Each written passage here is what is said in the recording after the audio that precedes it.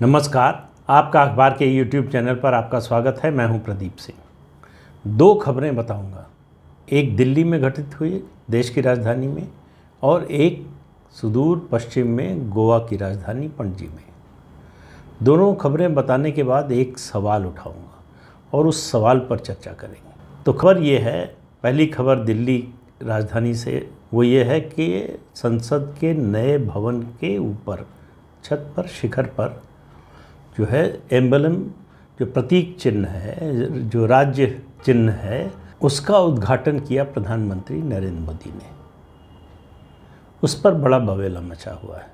पहले तो बता दें कि संसद का नया भवन बन रहा है। इसकी उम्मीद थी कि शायद ये 15 अगस्त से पहले बन जाएगा और मानसून सेशन इसमें होगा, लेकिन कोरोना में और तमाम लड़ाइयों की वजह से कानूनी थोड़ा डिले हुआ। अब उम्मीद है कि अक्टूबर तक ये पूरा हो जाएगा और ये संसद भवन नया, जो सेंट्रल विस्टा प्रोजेक्ट है, प्रधानमंत्री नरेंद्र मोदी का ड्रीम प्रोजेक्ट, उसके तहत, उसके अंतर्गत आता है। और इसके बारे में थोड़ा सा जानकारी आपको होनी चाहिए कि ये 9500 किलोग्राम का एम्बलम है, इसका वज़न जो है, और 6.5 मीटर ऊंचाई है। और इसको रखने के लिए जो प्लेटफॉर्म बनाया गया है स्टील का, उसका वज़न 6500 किलोग्राम है, 6500। तो इससे इसके आकार का आप अंदाज़ा लगा सकते हैं, इसकी भव्यता का अंदाज़ा लगा सकते हैं। और ये सदियों तक चलने वाला है। ये कॉपर का बना हुआ है, तांबे का बना हुआ है। इसके उद्घाटन में प्रधानमंत्री मौजूद थे, लोकसभा के अध्यक्ष ओम बिरला मौजूद थे, शहरी विकास मंत्री हरदीप पुरी मौजूद थे, उसके अलावा संसदीय कार्य मंत्री जोशी मौजूद थे। इनके अलावा न तो सत्तारूढ़ दल से कोई था, न विपक्षी दल से। सत्तारूढ़ दल का ऐतराज़ है कि विपक्ष के किसी नेता को क्यों नहीं बुलाया गया। ये जो है एक राष्ट्रीय धरोहर है, एक राष्ट्र की संपत्ति है, राष्ट्र के लिए है संसद भवन, तो उसके एम्बलम के कार्यक्रम में विपक्ष के किसी नेता को क्यों नहीं बुलाया गया। सरकारी पक्ष का कहना है कि ये सरकारी ये कार्यक्रम था, इसमें तो भारतीय जनता पार्टी के राष्ट्रीय अध्यक्ष को भी नहीं बुलाया गया और भी किसी पदाधिकारी को भारतीय जनता पार्टी के नहीं बुलाया गया। लेकिन क्या मामला इतना ही है या इसमें कुछ और भी है? याद रखिए, सेंट्रल विस्टा प्रोजेक्ट को रोकने के लिए विपक्ष ने अपनी सारी ताकत लगा दी। विपक्ष ने, जो लेफ्ट लिबरल इकोसिस्टम है, उसने, मोदी से का विरोध और नफ़रत करने वालों ने, लोअर कोर्ट में, हाई कोर्ट में, सुप्रीम कोर्ट में एक बार नहीं कई बार इसको लगातार रुकवाने की कोशिश की गई। कभी कोरोना के नाम पर, कभी जो है उस प्रोजेक्ट के बहुत ज़्यादा कॉस्टली होने के नाम पर, कभी ये कि कोरोना है, पैसे की ज़रूरत है देश को, ऐसे में फिजूल खर्ची की जा रही, तमाम मुद्दे लेकर। लेकिन अदालत से कभी उनको राहत नहीं मिली, इसलिए उनकी नज़र में अदालत बुरी हो गई। तो ये तो एक मुद्दा है। दूसरा गोवा में चल रहा है। गोवा में ऐसा लग रहा है जैसे एक्शन रिप्ले हो रहा है। आज से 3 साल पहले 10 जुलाई को, आज 12 जुलाई हो गई है, लेकिन 10 जुलाई से ही इस बार भी शुरू हुआ। 10 जुलाई को कांग्रेस के गोवा के 15 विधायकों में से 10 विधायक अपनी पार्टी छोड़कर भाजपा में शामिल हो गए और स्पीकर ने उनको विलय की इजाज़त दे दी और वो विधायक बन गए भारतीय जनता पार्टी के। इसको कांग्रेस ने चुनौती दी अदालत में, अदालत ने मामला खारिज कर दिया। तो उन सदस्यों की जो है वो विधायकी गई नहीं। अब इस बार भी 10 जुलाई को ही शुरू हुआ। 11 विधायक हैं इस बार कांग्रेस के, उनमें से 8 चाहिए 2/3 बहुमत के लिए, जिससे उनकी सदस्यता पर खतरा ना आए। और 7 जुट गए, 8वां विधायक कल नहीं आ पाया। कांग्रेस को देर से लगी लेकिन भनक लग गई, तो उन्होंने पहले तो जो है अपने विधायक दल का जो नेता है, नेता प्रतिपक्ष माइकल लोबो, उनको हटा दिया पद से। फिर बयान दिया दिनेश गुंडू राव ने, जो प्रभारी हैं गोवा के कांग्रेस के, उन्होंने बयान दिया दिगंबर कामत के लिए। उनके बारे में कहा कि ये दोनों नेता मिलकर डिफेक्शन करा रहे हैं, भारतीय जनता पार्टी के लिए काम कर रहे हैं, पार्टी विरोधी काम कर रहे हैं। दिगंबर कामत ने कहा कि मुझे इससे ज़्यादा बड़ा धक्का कोई लग नहीं सकता। लेकिन बात ये सही है कि 5 विधायक, इन 2 के अलावा 5 विधायक पार्टी के संपर्क में नहीं थे। और 10 तारीख को क्या हुआ? इतवार था। 12 जुलाई को डिप्टी स्पीकर का चुनाव होना था, उसे जो है रोक दिया गया है, उसको स्थगित कर दिया गया है। कारण ये बताया गया कि बहुत सारी गतिविधियां हो गई हैं, इसकी वजह से जो है कुछ कारणों से रोकना पड़ रहा है, उसकी स्ट्रेटजी पर फिर से विचार करना है। माना ये जा रहा है कि जो लोग आ रहे हैं उनसे बार्गेनिंग में, सौदेबाजी में कौन सा पद किसको मिलेगा, हो सकता है डिप्टी स्पीकर का पद इनमें से किसी को मिले। लेकिन आने के लिए शर्त तो वही है कि 8 विधायक हों। 8वां जब तक नहीं मिलता, और एक और सिग्निफिकेंट बात कि रविवार होने के बावजूद गोवा विधानसभा के विधानसभा अध्यक्ष पूरे दिन अपने दफ्तर में बैठे रहे। वो इंतज़ार करते रहे कि कांग्रेस के 8 विधायक आएंगे और वो उनको पत्र देंगे कि उन्होंने अपनी पार्टी छोड़ दी है और वो भाजपा में विलय करना चाहते हैं। लेकिन रविवार को ऐसा हो नहीं पाया। तो कांग्रेस विधायक दल में गोवा में फूट के पूरे आसार हैं। अब मेरा जो प्रश्न था, उस प्रश्न पर आता हूँ कि क्या प्रधानमंत्री नरेंद्र मोदी विदुर नीति पर चल रहे हैं? विदुर की नीति थी शठे शाठ्यम समाचरेत, यानी दुष्ट के साथ दुष्टता का ही व्यवहार होना चाहिए। इस नीति के समर्थक चाणक्य भी थे। अब बात ये मैं क्यों कह रहा हूँ? देखिए, सेंट्रल विस्टा को लेकर जितना विश्वमन किया विपक्ष ने, जिस तरह से उसको रोकने की कोशिश की, क्यों रोकने की कोशिश की? ऐसा नहीं कि उसकी ज़रूरत नहीं थी। जितनी बिल्डिंग्स हैं अलग अलग जगहों पर केंद्रीय मंत्रालयों के विभागों की, वो सब या तो जर्जर हालत में हैं जो अपनी हैं, या किराए के उसमें चल रही हैं। लंबे समय से इस पर विचार हो रहा है कि अपनी बिल्डिंग होनी चाहिए, अपना भवन होना चाहिए। दूसरा, संसद का जो मौजूदा भवन है उसके बारे में शिवराज पाटिल जब लोकसभा अध्यक्ष थे तब कमेटी बनी थी और उसकी रिपोर्ट टेक्निकल कमेटी की आई थी, एक्सपर्ट कमेटी की, कि ये भवन अब मरम्मत कराने लायक भी नहीं रह गया है, इसलिए इसकी जगह नया संसद भवन बनना चाहिए। मनमोहन सिंह के कार्यकाल में कांग्रेस भी चाहती थी, कर नहीं पाई। कांग्रेस बहुत कुछ चाहती थी, कर नहीं पाती थी, कर नहीं पाई। अब मोदी कर रहे हैं। लटियंस दिल्ली जो संसद भवन, Rashtrapati Bhavan, north block, south block, ये जाना जाता है लटियंस के लिए, जो आर्किटेक्ट थे ब्रिटिश आर्किटेक्ट, उनके नाम से सेंट्रल विस्टा बनने के बाद वो नरेंद्र मोदी के नाम से जाना जाएगा आने वाली कई पीढ़ियों तक। ये बात विपक्ष को कतई मंजूर नहीं है, इसलिए इसको रोकने की भरपूर कोशिश हुई। तमाम तरह के आक्षेप लगाए गए, आरोप लगाए गए, घपला हो रहा है, घोटाला हो रहा है, ज़्यादा पैसा खर्च हो रहा है, गरीब देश के लिए इतना पैसा खर्च होना चाहिए, नहीं होना चाहिए। सरकार ने अदालत में सब कुछ बताया कि इस प्रोजेक्ट पे खर्च कितना हो रहा है और इसके बनने के बाद सरकार की बचत कितनी होगी और सुविधा होगी वो अलग। ये सब बताने जानने के बावजूद इसका विरोध चलता रहा, वो आज भी हो रहा है। तो जो मैंने बात कही उससे प्रश्न ये उठता है कि क्या प्रधानमंत्री नरेंद्र मोदी विपक्ष के साथ एक बदले की भावना से काम कर रहे हैं? अब ये देखिए, बड़ा नेगेटिव भी है और दूसरी तरफ से सोचिए तो एक जो है कम नेगेटिव या पॉजिटिव भी कह सकते हैं। इसलिए कि भगवान बुद्ध का, मैंने पढ़ा था कहीं, अगर गलत बोल रहा हूँ तो सुधारिएगा आप लोग, भगवान बुद्ध का कहना था कि कुपात्र पर कभी दया नहीं करनी चाहिए। तो जो जिस योग्य नहीं है उसको कभी वो नहीं मिलना चाहिए। ऐसा लगता है कि प्रधानमंत्री उसी नीति पर चल रहे हैं।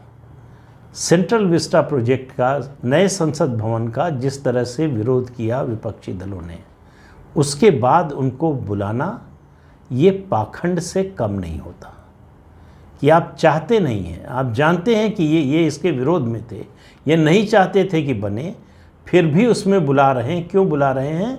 क्योंकि आप दिखाना चाहते हैं कि हम सबको साथ लेकर चल रहे हैं। आप सबको साथ लेकर चल रहे हैं, ये बड़ी अच्छी बात है। ये किसी भी संगठन के लिए, किसी भी संस्थान के लिए, डेमोक्रेसी के लिए अच्छी बात है। लेकिन किन लोगों को साथ लेकर चलना चाहते हैं? जो हर समय आपके रास्ते में अवरोध खड़ा करें, आपको लंगड़ी मारने की कोशिश करें, आपके रास्ते में कांटे बिछाएं, क्या ऐसे लोगों को लेकर चलना चाहते हैं? ये प्रश्न ज़रूर रहा होगा प्रधानमंत्री नरेंद्र मोदी के सामने, और वो पाखंड तो नहीं करते। आप उनकी नीतियों की तमाम आलोचना कर लीजिए, उसका विरोध कर लीजिए, कह सकते हैं कि ये काम उन्होंने गलत किया, ये नहीं करना चाहिए था, लेकिन एक काम जो है वो मोदी नहीं करते कभी, वो है पाखंड। जो उनके दिल में नहीं है वो ज़बान पर नहीं आएगा, जो उनका मन नहीं होता उसको वो कभी करेंगे नहीं। ये इस सेंट्रल विस्टा प्रोजेक्ट के इस एम्बलम के उद्घाटन समारोह में ये दिखाई दिया। अब बात करते हैं गोवा की। गोवा में बीजेपी को अभी हाल ही में चुनाव हुआ है, मार्च में इसी साल। बीजेपी को 40 सदस्यों वाली विधानसभा में 20 सीटें मिली। 2 सीटों पर जीती एमजीपी, महाराष्ट्रवादी गोमांतक पार्टी, उसका समर्थन है। 3 निर्दलियों का समर्थन है, यानी 40 में 25 का समर्थन। सरकार को कोई खतरा नहीं है। पिछली बार था, तो आखिर सवाल ये है कि फिर बीजेपी ऐसा क्यों कर रही? क्यों कांग्रेस के विधायकों को तोड़ने में इंटरेस्टेड है? कांग्रेस का कहना है कि उनको खरीदा जा रहा है। हम तो मान लेते हैं तर्क के लिए कि खरीदा जा रहा है, बीजेपी खरीद रही है, लेकिन सवाल ये है कि कांग्रेस के ही विधायक बिकने को तैयार क्यों होते हैं? क्यों बार बार कांग्रेस के विधायक जो है मंडी में पहुंच जाते हैं कि हमको खरीदो? ये भी तो कांग्रेस को सोचना चाहिए। और उस स्थिति में जब इन्हीं चुनाव से पहले, ये विधानसभा चुनाव से पहले, ये जो मार्च में हुआ है, कांग्रेस पार्टी ने मंदिर और चर्च में ले जाकर 37 उम्मीदवारों, 40 में से 37 सीटों पर लड़ी थी कांग्रेस, 37 उम्मीदवारों को शपथ दिलवाई और उनसे एफिडेविट लिया कि वो जीतने के बाद बीजेपी में नहीं जाएंगे। अब आप डर देखिए, और आप देखिए कितना बड़ा नैतिक बल है नेता का कि उसको अपने उम्मीदवारों से इस तरह का एफिडेविट लेना पड़ रहा है, कसम इस तरह की दिलानी पड़ रही है, उसके बावजूद विधायक रुकने को तैयार नहीं है। मेरा मानना है कि जो विधायक या सांसद दल बदल करते हैं वो 4-5 कारण होते हैं। बहुत थोड़े से बड़ मिनिस्क्यूल होता है ऐसे लोगों की संख्या जो सैद्धांतिक आधार पर दल बदल करते हैं कि हम इस विचार से या इस कार्यक्रम से सहमत नहीं हैं, इसलिए पार्टी छोड़ रहे हैं। ऐसे लोगों की संख्या पहले ज़्यादा हुआ करती थी, अब धीरे धीरे राजनीति में ऐसे लोगों की संख्या नगण्य होती जा रही है। दूसरा होता है कॉन्स्टिट्यूएंसी का दबाव। जीतने के बाद तुरंत जो है विधायक या सांसद की नज़र होती है कि अगली बार जीतने के लिए कौन सी स्थिति बेहतर होगी। तो पार्टी की स्थिति अगर ख़राब हो तो उसको लगता है कि हम अगली बार जीत पाएंगे कि नहीं, तो ऐसे लोग बदलते हैं जिनको लगता है नहीं जीत पाएंगे यहाँ रहते हुए। तीसरे ऐसे लोग होते हैं जिनको लगता है कि हमारा टिकट कट जाएगा, अगली बार हमको टिकट नहीं मिलेगा, वो बदलते हैं। चौथे लोग ऐसे होते हैं जो मंत्रिमंडल में जाने के लिए या कोई जो है इस तरह का कॉरपोरेशन या दूसरे पद हासिल करने के लिए जाते हैं। और पांचवें ऐसे लोग भी होते हैं जिनको लगता है कि अभी जो मिल रहा है ले लो, पैसे के लिए जाते हैं। तो ये 5 कारण होते हैं। कई बार पांचों मिल जाते हैं, कभी 2, कभी 3, कभी एक कारण से भी लोग जाते हैं। तो गोवा में क्या है ये तो पता लगाने की बात है, लेकिन एक बात तो बड़ी साफ दिखाई दे रही है कि कांग्रेस के जो विधायक जीत कर आए भी हैं, आप गोवा की स्थिति की तुलना बाकी राज्यों से नहीं कर सकते। गोवा में कॉन्स्टिट्यूंसी, मतलब जो वोटर हैं एक कॉन्स्टिट्यूंसी में विधानसभा की, इतने छोटे हैं, मतलब इतने कम हैं कि व्यक्तिगत संपर्क होता है सबका, तो पार्टी से ज़्यादा व्यक्ति का असर होता है, इसीलिए दल बदल भी ज़्यादा होता है। उनको मालूम है कि हमारा वोटर हमारे साथ रहेगा, तो इसलिए भी दल बदल का एक कारण ये भी होता है। उनको ये अंदाज़ा है कांग्रेस के विधायकों को कि कांग्रेस का कोई भविष्य दिखाई नहीं दे रहा है, तो अगर राजनीति में बने रहना है, आगे राजनीति करना है, तो यहीं जाना होगा। ये दिगंबर कामत अभी चुनाव से पहले, इसी विधानसभा चुनाव से पहले बीजेपी में थे, बीजेपी छोड़कर कांग्रेस में गए। क्यों गए? ये अपनी पत्नी के लिए भी टिकट मांग रहे थे, बीजेपी ने देने से मना कर दिया, तो कांग्रेस में चले गए। अब वापस आना चाहते हैं बीजेपी में, अगर वो 8 की संख्या बन गई तो। नहीं बनेगी और फिर भी छोड़ते हैं ये लोग, तो फिर इनको चुनाव में जाना पड़ेगा, बाई इलेक्शन होगा, सदस्यता तो चली जाएगी। अब प्रश्न फिर से वही है कि क्या प्रधानमंत्री बदला लेना चाहते हैं? मुझे जो दिखाई देता है, प्रधानमंत्री ऐसे विपक्ष का मान मर्दन करना चाहते हैं, ऐसे विपक्ष को डिमोरलाइज करना चाहते हैं, ऐसे विपक्ष को वो उसकी हैसियत बताना चाहते हैं। गोवा का जो परिवर्तन हो रहा है, देखिए महाराष्ट्र से इसकी तुलना नहीं हो सकती। महाराष्ट्र में परिस्थितियाँ अलग थी, वहाँ बीजेपी के पास बहुमत नहीं था। यहाँ बीजेपी के पास बहुमत था, सरकार चल रही है, कायदे से चल रही है, सरकार को कोई खतरा नहीं था। मालूम था कि कांग्रेस चाहे भी तो सरकार गिरा नहीं सकती है। इसके बावजूद अगर पार्टी छोड़ने के लिए तैयार है, इसके बावजूद अगर अपने नेताओं से बात करने के लिए भी तैयार नहीं है कांग्रेस के विधायक, तो आप अंदाज़ा लगा सकते हैं कि कांग्रेस की स्थिति क्या है। और धीरे धीरे ये स्थिति बहुत से क्षेत्रीय दलों की होती जा रही है। सबसे ताज़ा उदाहरण तो महाराष्ट्र का है, शिवसेना का, उद्धव ठाकरे के साथ जो हुआ। आगे किसके साथ होगा ये कहना मुश्किल है, लेकिन होगा कई लोगों के साथ, ये दिखाई दे रहा है अभी से। तो जो कुछ गोवा में हो रहा है, जो कुछ दिल्ली में हुआ, इन दो खबरों के आधार पर मैं ये कह सकता हूँ कि प्रधानमंत्री नरेंद्र मोदी ने तय कर लिया है कि अब बस इससे ज़्यादा नहीं। 8 साल से, हालांकि उनके साथ तो 20-21 साल से हो रहा है, लेकिन प्रधानमंत्री बनने के बाद 8 साल से जिस तरह से उनका विरोध हो रहा है, बल्कि उनको गालियां दी जा रही हैं, उनके मरने की तमन्ना की जा रही है। श्रीलंका की हालत देखकर खुशी मना रहे हैं लोग कि जल्दी ही ऐसा दिन आएगा भारत में भी और मोदी को लोग घर से निकाल देंगे। इस तरह की कल्पना कोई भी भारतवासी कैसे कर सकता है? अपने देश के बारे में बुरा कैसे सोच सकता है? हालांकि दूर दूर तक ऐसी कोई संभावना नहीं है।